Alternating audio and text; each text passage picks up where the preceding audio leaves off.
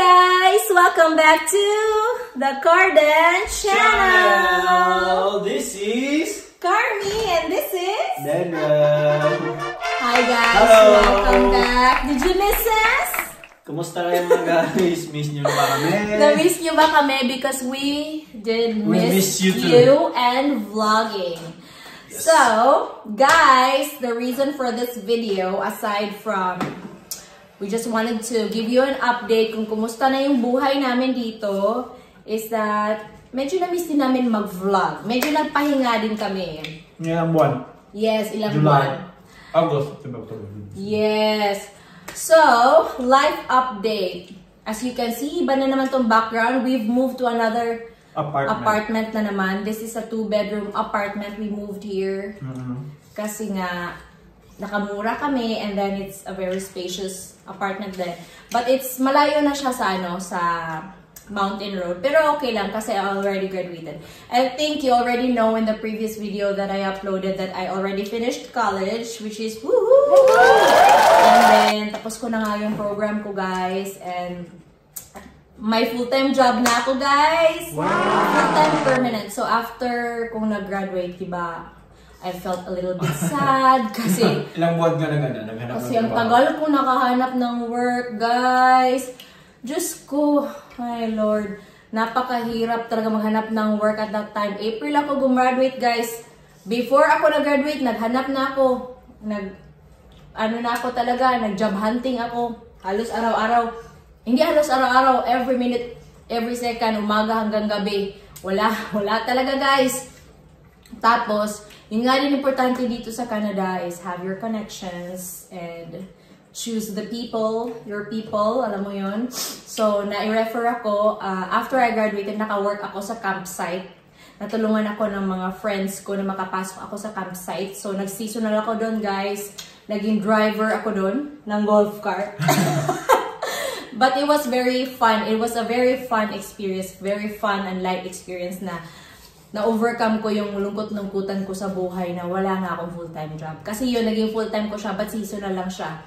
And then, because naging medyo positive na nga yung pakiramdam ko, ayun, nakahanap ng full-time by the help of another friend din na ni-refer din ako. So, currently, I already have my full-time permanent job. So, pagkatapos ko sa campsite na full-time, seasonal job na. Kasi may mga seasonal jobs dito, guys, na for the summer lang, for the winter lang. Yung campsite naman, because camping is for the summer mostly. So, for the summer lang siya. Pagkatapos nun, after that, nag-full-time na ako dito sa itong work from home ko. And I'm very happy and blessed na meron na nga akong full-time permanent job. Napakasaya ko, guys. And aside from that, yun yung reality. That is the reality dito sa Canada. As for me lang na ang hirap ko nakahanap ng full-time talaga ng work, no? Di ko ma-explain yung lungkot ko, guys, na alam mo yung nag-college ka pa dito, nagtapos ka dito, with honors ka pa, tapos wala akong Ako naman, guys. Ito, same job lang sa Same company, more than 2 years na ako nagtrabaho sa company. Yes. And good news. Good news? Kasi may nag-aano sa amin. Kumusta na kayo? Nangumusta sa amin? Yes. So, ano na pala kami, guys? PR na po kami. PR na po kami. We are very happy. PR na Last po year kami. pa kami na PR, September. Yes. We're happy to share to everyone who subscribed, followed, and watched our videos na we already got our permanent residency last September of 2024. Napakami namin, happy namin, guys. And the reason lang naman na hindi muna namin shinare is because of the changes. And we were a little bit sensitive to share the good news, the happiness that we had back in, well, still very happy, but nung moment na yun, hindi namin shinare agad kasi alam naman natin that there were so many changes, pathways have closed, and yun nga, marami naman kami mga kakilala, mga friends, and mga followers and subscribers din namin na nanonood na medyo na-worry din. But, yun nga, dahil nga may mga messages kami natatanggap sa mga viewers, nagtatanong bakit hindi daw kami nag-upload. And yung iba nandito na rin na nakilala namin sinabihan kami na mag-upload kayo. Share your journey. Yung mga guys, yung mga nag-message sa amin noon galing iba't ibang lugar. So, nakita kami dito. Yes. Nagkita kami dito kasi nga may community mga Pinoy dito. So mga nag-ano lang talaga kayo, nagko-connect. At sinabi sa amin na share your journey kasi journey nyo naman yun eh. There's nothing wrong with that. I-share nyo lang kasi may mga nag-aabang din na mga nanonood sa inyo. Yes. Na alam mo, syempre sila din yung mga nanonood sa amin dati na nakatulong daw yung videos namin, di ba? Hindi namin naisip yun na okay, may impact din pala kahit hindi kami ganun kasikat or kadaming subscribers. May impact din pala kami sa mga nanonood ng videos namin. Nakatulong din pala, it served its purpose talaga, which is, yun naman talaga initially yung purpose ng YouTube channel. Kaya yun, share na namin na PR na nga kami and we are very happy. At yun lang guys, yung pathway namin is already closed. Is closed as of the moment. Sa ngayon, closed Sa ngayon, baka magbukas din siya eventually. Nag-close siya nung anong buwan? Hindi ko maalala. December? Mga December. I think December nag-close siya. Or November. Mga ganun. Yung pathway po namin is New Brunswick Provincial Nomination Program. Yun po yung pathway namin. At ayun, we are very happy nga na madali lang siya, smooth, walang naging additional documents or additional information na hiningi. Wala, at saka di ako nag-check ng ng GC key nga kasi inayaan ko lang siya. Inayaan lang namin. Kung may mag-email sa amin na sa IRCC, sagutin lang namin. Tapos inisip ko din kasi naman na mag-3 years din naman yung PGWP. By the way guys, nag-apply pala kami is before ako nag-graduate, nag-apply na kami. Pero nasubmit namin siya sa federal is March na. Tapos naging PR kami September. So, very smooth at badali yung application talaga mismo. Masayang-masaya kami talaga na walang naging problema. Kasi, Thank you, Lord. very thankful kami. At saka, meeting, connections, meeting the right people, having the right people in your, sa mga connections mo, yung makakatulong na ito yung pathway, subukan nyo itong applyan, mga ganyan. Kasi, kung wala din naman, baka hindi rin yun yung pathway na in-apply namin. May gagamitin din si Lord ibang tao na. Yun lang din ha. Tsaka makinig lang din mga signs, ganyan. Basta yun lang, happy kami at alam niyo guys, hindi naman talaga maganda lahat ng nangyayari din sa amin. Kasi, before coming here in Canada, nung dami naming challenges din. For example, dapat January intake ako, tapos 2022, January 2022, no? Tapos naging September siya kasi nga late yung approval ko. Tapos na-change pa yung program ko kasi nga wala naman ng program na available. So na-change siya. At hindi lang yan guys. Pagdating namin ng airport, hindi kami nagpaalam na kami sa mga family. Isipin nyo, hinatid na kami, nagpaalam na kami, tapos di pala kami makakaalis kasi dahil doon sa yung ticket natin sa Hong Kong is yung connecting flight is naging Cebu to Hong Kong. Oo, yung connecting flight is more than 24 hours yung layover. Tapos kailangan sa Hong Kong may kasi COVID pa kasi that time. Kailangan may mga quarantine, ganun. Hindi naman namin kasalanan kasi yung mismo namang airline company ang nang-change ng flight namin, di naman kami. Ayun, on the spot, nag-book ng ticket yung mga sister Luko. Alangan naman, di kami lalargo, di ba? So after airport, umuwi muna kami sa bahay ng kuya, mga kapatid ni Carmi. Doon kami natulog muna kami ng 2 nights. Kasi nasa airport na kami, tapos babalik pa sa bahay. Kasi wala nang flight walang available na flight na nung araw na yun eh. Nung na talaga, nung 2 days later. Kaya, yun guys.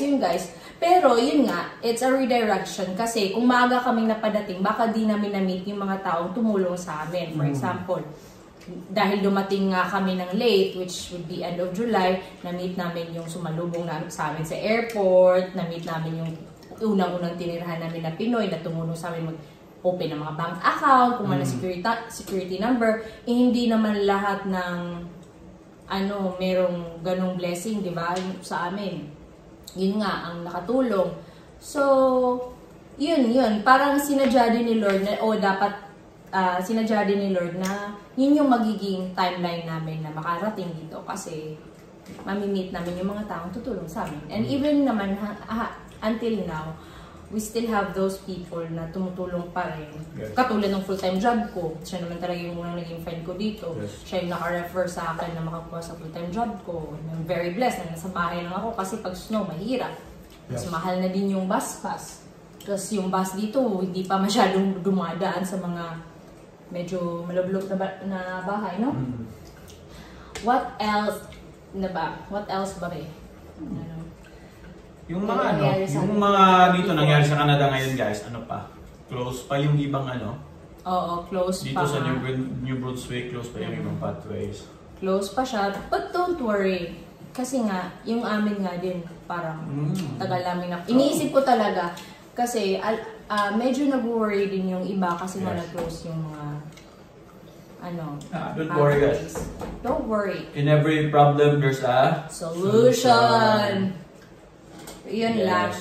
At saka, yun nga, masaya kami. We moved to a two bedrooms apartment. Maayos itong nalipatan naman because it's affordable. Mura din siya.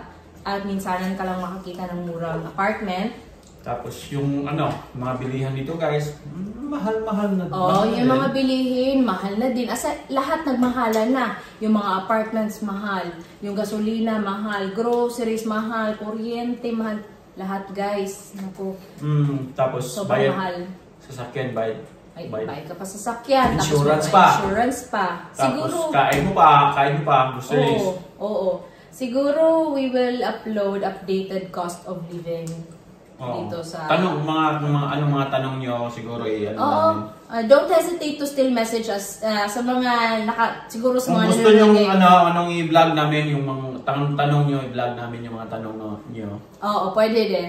Sa mga nagme-message sa amin, don't be shy to message naman. Siguro napapanood nyo ito ngayon. Kaya nag-vlog kami kasi nagtatanong na kayo ba't kami nag-upload. Yung mga nagme-message sa amin na naghanap ng dito, apartment. Oo. So, lang kayo? Pasok lang kayo sa... Join groups po. Facebook groups. Oo, sa tambayan ng mga Pinoy dito sa Moncton. Malalaman niyo po na... Mga mga legit naman yung mga doon. Pero malalaman niyo po na legit siya. Marami pong members. Kahit po, maraming members din pala na may magpo-post, ganito, ganyan. Ingat po kayo sa mga manghihingi ng bayad. Ingat po kayo dyan.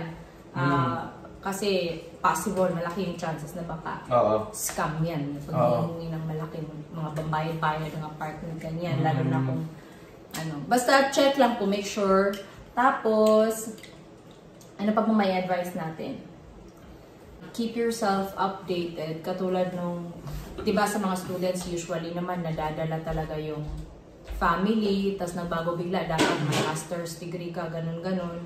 Tapos, nagbago ulit yung mga PGW, yung postgraduate work permit, nagbago ulit, may mga additional requirements katulad ng CELPIP, which is an English exam, di naman ganun dati. Tsaka yung flagpole, parang nakapag-flagpole lang kami guys, tapos sinara na agad. After a week, or after 3 weeks, mga ganun. After mga less than a month, nag-close agad siya. Kasi nag-flagpole kami, legal naman yung flagpole. Nag-flagpole kami, kasi medyo... Flagpole tayo sa US, tapos... Nag-flagpole kami kasi feel lang namin masubukan siya ba. At saka, yun nga, yung peace of mind din na andyan na agad yung papel. Pag nag-flagpole ka, andyan na agad yung postgraduate work permit ko. Hindi ka na maghihintay online. Pero hindi, ibig sabihin 100%. Pero risky din siya kasi yung iba, nag-ano naman sila, merong pinapabalik or sinasabihan mag-apply online. So, hindi rin siya ganun ka, no? Pero ngayon wala na flagpole, close na. Oo, close na daw yung flagpole ngayon. So, wala na. Sa mga students lang di ko alam sa Di ko alam sa mga visitors visa, I'm not sure. Siguro, hindi natin alam. But anyway, yun na nga guys. nag-update lang kami sa inyo. Thank you so much sa Kasi mga nanonood. nag-ano eh. Update pala, pumayat na po siya. Kung napansin niyo. Nag-lose na po siya ng mga 7 kilos or 8 kilos. Kasi po, napasarap po ang kain dito. Kahit mahal po ang pagkain dito, kumakain po kami ng maayos.